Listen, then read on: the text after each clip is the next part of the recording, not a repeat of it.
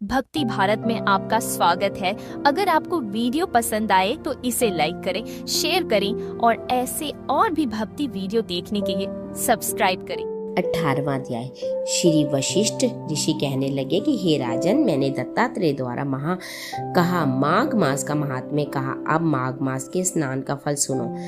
परम तप माघ मास सब यज्ञों, व्रतों का और तपों का फल देने वाला है। माघ मास में स्नान करने वाले स्वयं तो स्वर्ग में जाते हैं, उनके माता पिता दोनों के कुलों को भी स्वर्ग प्राप्त होता है। जो माघ मास में सूर्योदय के समय नदी आदि में स्नान करता है, उसके माता पिता के 7 कुलों की पीढ़ी स्वर्ग को जाती है।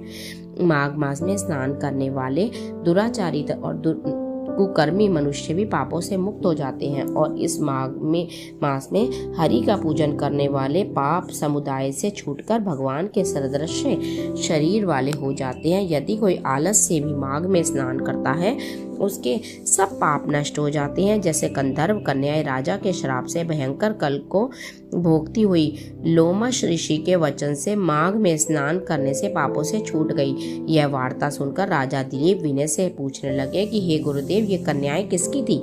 उनको कब और कैसे श्राप मिला?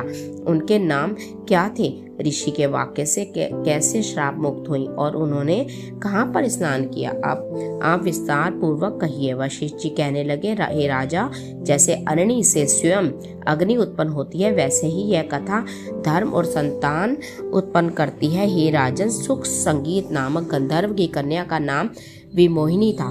सुशीला तथा स्वर वेदी की सुंबरा, चंद्रकांत की सुतारा और सुप्रभा की कन्या चंद्रका, ये 5 सब समान आयु वाली तथा चंद्रमा के समान कांति वाली और सुंदर थी।